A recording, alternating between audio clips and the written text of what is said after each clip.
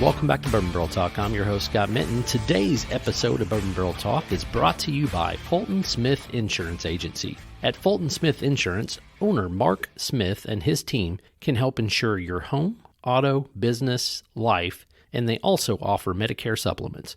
With over 40 years' experience, he can put together an individualized plan for you, your family, or business. Please call Mark to get your free quote today at 812-725-0815 or email him at marks@fultonsmith.com. And as always, please remember to drink responsibly. Fulton Smith Insurance Agency is a direct affiliate with Erie, Progressive, and other insurance companies. And we're back in the Brock Bourbon Bar, and we have a special treat. And this one's going to be led by Barbara. I don't know why I agreed to this, but we're going to let Barbara lead this. But she's got a couple of special bottles that she picked up while she was out of town, and I think one of them had something to do with some women's thing or whatever, but Yep. I'll let her tell the story. But we also have my boy Nick in the house, which is his house, so I guess he's got to be here. I think he's always here. And then Carl's here. So Barbara, what are we drinking tonight? All right, so tonight we have from Oregon, Westward Whiskey. I've only got 2 bottles of them. They don't have very many, and it's very hard to find here in Louisville. They make whiskey in Oregon? Yes. Okay, keep going. Do. I know. So the Westward Stout Cast I did with a podcast with Bourbon Women. I'm sorry, not a podcast, but a virtual tasting. Virtual tasting Where we had 3 of Westward whiskeys. This one was my favorite, so when I found it over at Jungle Gyms in Ohio, I grabbed it versus the other ones. And you said it's whiskey? It is whiskey, yes. Okay. It's a single malt stout cask.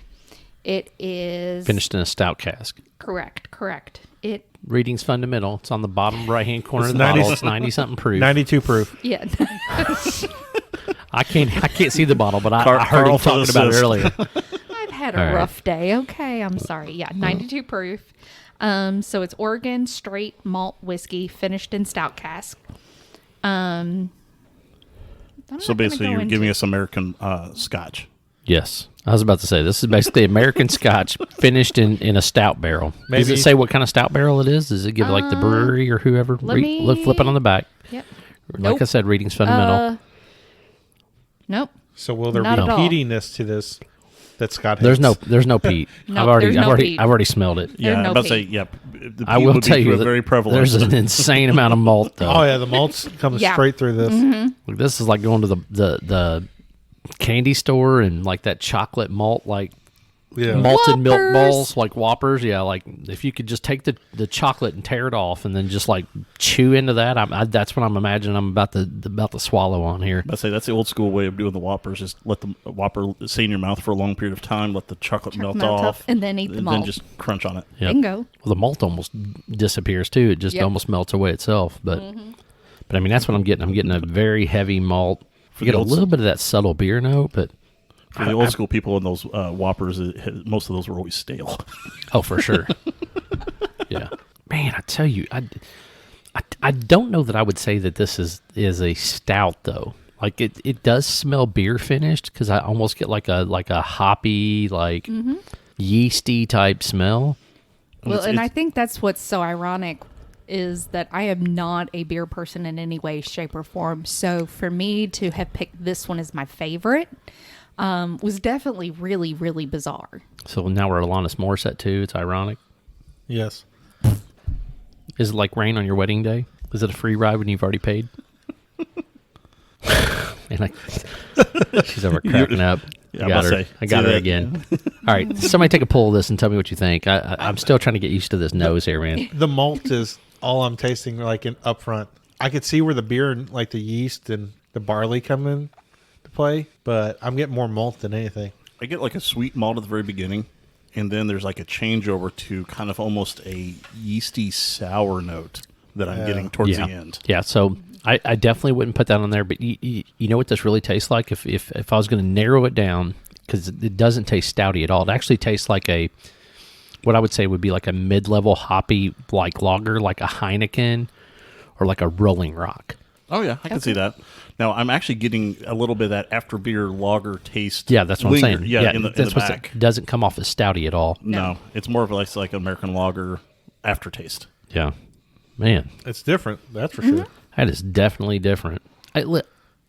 I don't dislike it. It's just weird. This is just different. It's a little funky. Though it does fit Barbara. It's a lot of malt. Well, yeah, anything funky fits Barbara fine. Bring it on. She has been on a If it's weird, Well, no, it's not only that. She's been on a single malt kick for I a have. little bit. I really have. I don't know why. It Boy, doesn't make a whole lot of sense. we just wait 6 months. This motherfucker's gonna be handing me bottles of peated scotch. Here, Scott, you gotta try this. I think it's delicious. Well, remember, she wanted to add the scotch into the 64. I know. I did. I Kick her had in the shin. one. You're gonna have to I just protect me had after I kick her in the one. shin, though, Nick. Oh no, there's no touchy for that. I'm hiding in the corner. Dad, I'm telling you, Rolling Rock beer mixed with some kind of like malt whiskey. That's what I get off this. I'll give you that.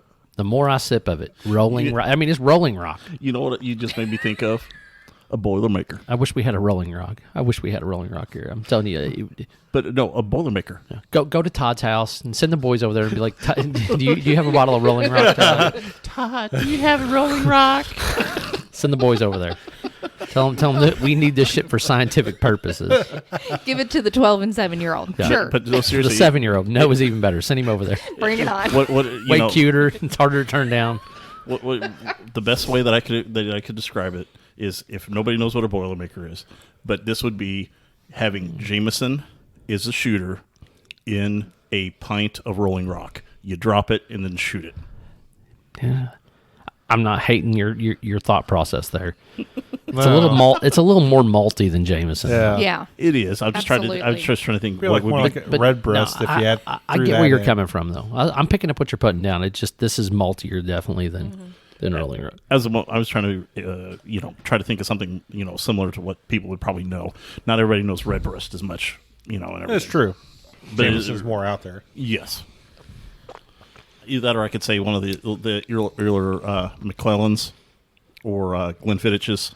So I will tell you this: The legs don't all stay. malt, man, malt liquor, like that Scotchy malt whiskey. They always have tons of legs. There's so much viscosity, and there's so much to those things on the leg side. Yeah, my third or fourth pull on this, and yeah, I feel like I'm get that drinking- Rolling Rock. I'm drinking a Rolling Rock, but they put a splash of malt whiskey in. That's what I'm getting. I'm going to buy some Rolling Rock for you. I'm going to let you try it. I mean, this It is does one not of the, taste stouty at all. No. That's what I'm saying. No, it doesn't. And I I, mean, think that's what was so intriguing to me, I mean, was I that get- it doesn't. I get like just this light, very hint of it, but I don't get anything beyond that. I'm setting that off to the side. Okay. We're going to try this other bad boy. Here's the tasting notes real quick. Yeah. Rich, robust, with notes of roasted grain, stone fruit, toasted pecans, milk chocolate, and a bold, dry finish. Okay, I can get the milk chocolate. Absolutely. I don't know that I get the stone fruit at all. I No, don't get no the stone fruit. I wasn't don't get getting a anything stone fruity. fruit. Yeah. And the I can chocolate's get the just pecan. barely there. Yeah, the I chocolate. can get the pecan. So I could get the malt. Yeah. I get the chocolate. I don't know that. Or a toasted nut of some sort. Yeah. I'm Not even pecan. sure- I'm not even sure I get a nutty note on that. But all right, right. What's this special one, man? This Okay. bottle. By the way, this bottle's beautiful. I can't wait to show you guys a picture of this bad boy. Yeah. So this is Westward. They have just started a Milestone group. Spit it out, Barbara. I don't Club, know what like I'm a whiskey trying to club. say. Shush. Well, I mean, Or, are you no, talking like a whiskey- series. There we go. That's the word I was looking for. Milestone series. So this is edition number 1. It is signed. It is numbered bottled. This one comes in at 86. 86 proof. 86. Okay. It is still an American single malt. Legacy in the making. It's got a beautiful metal. This has got an age statement. That's what I was thinking. I So think the it was bottle is a extended. different shape than anything I've ever seen, but the label reminds me of the Horse Soldier. Yes. Yeah. Yeah, That I can metal, yeah. very pretty, very elaborate. It's a beautiful bottle. Like when you finish drinking that, which is probably going to take 100 years, There is no age or anything. nothing. Nope. There are tasty notes that we will discuss later. Gotcha. Tasting those. It's almost like a diamond mixed with like a Yeah. So some pretty.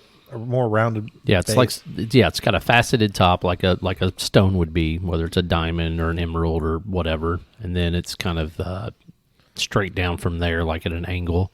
But like I said, the front has got those metal labels. So, and it's a split label, which I think is even cooler.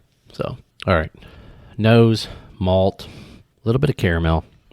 I'm getting kind of like a hidden fruit in there somewhere, just right at the end. Yeah. It now see, I would say this almost maybe has a touch of stone fruit, maybe a little peach.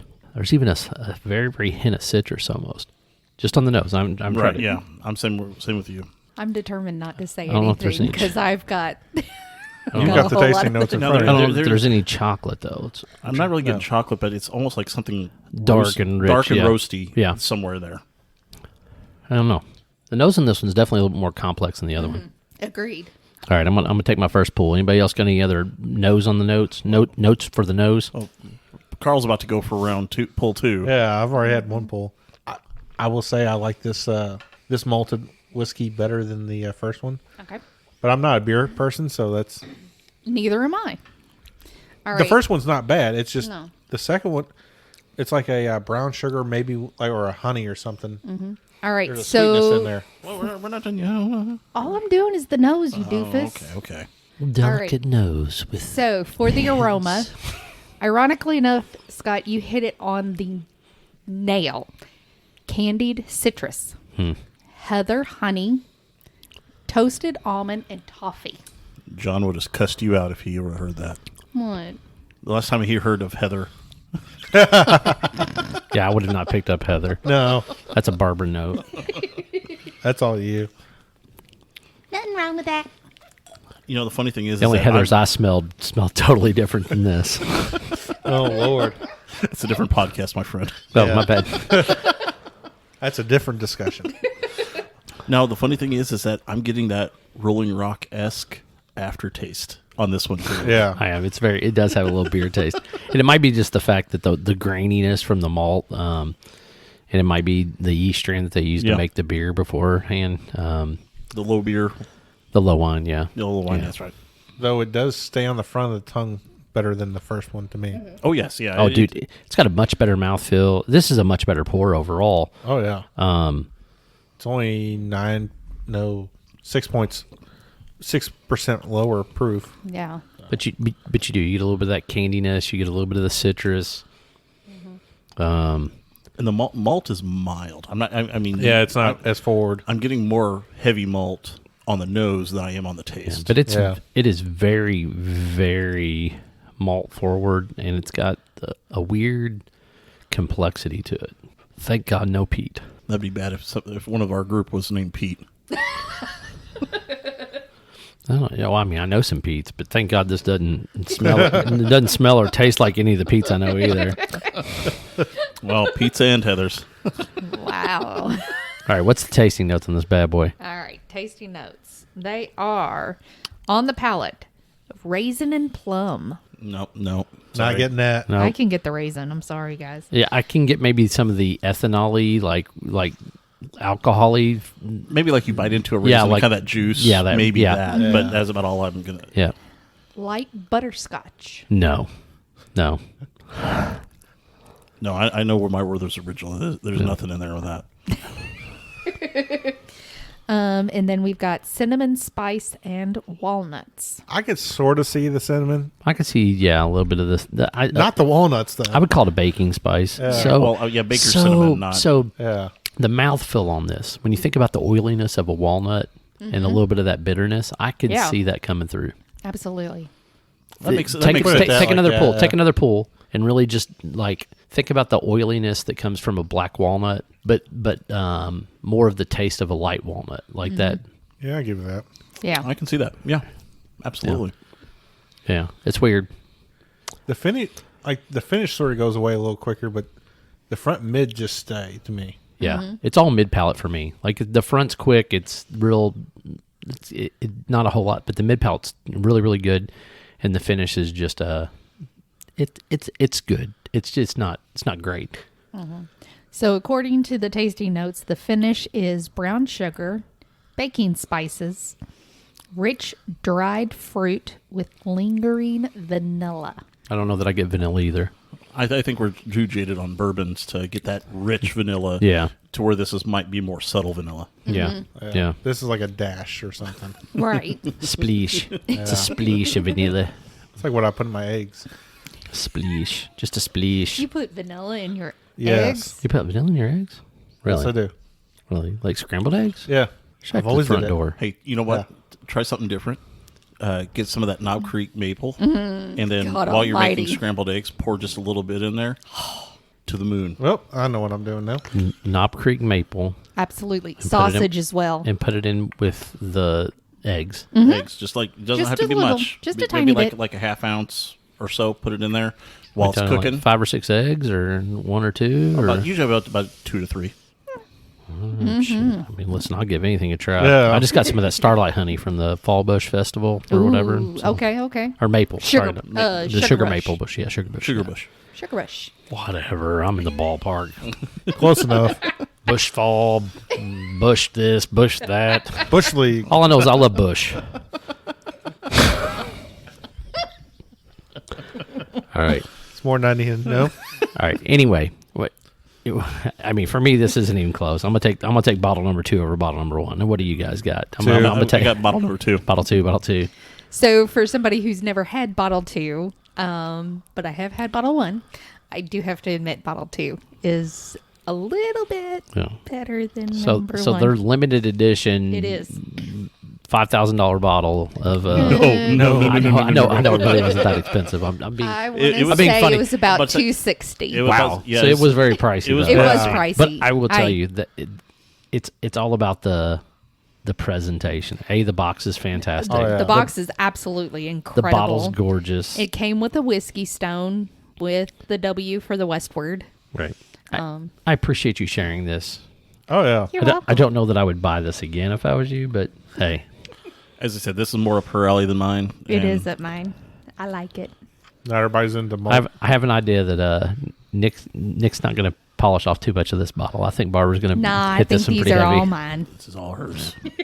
So, all right. So, I think that's our episode of Bourbon Barrel Talk on our Westwards. We all agree that the limited edition is the winner over the Stout Cask. If you want to find us, you can find us on Instagram, Facebook, and the Twitter. You can also email us at bourbonbarreltalk@gmail.com. Make sure you hit the subscribe button and the share button. Share it with your family. Share it with your friends. Tell them about how big of an idiot I am. I don't care. We're all having a good time out here drinking a little whiskey. But that's us. That's our show for the day. Scott, Carl, Nick, and Barbara signing off. Peace out. See ya. Peace good night. out.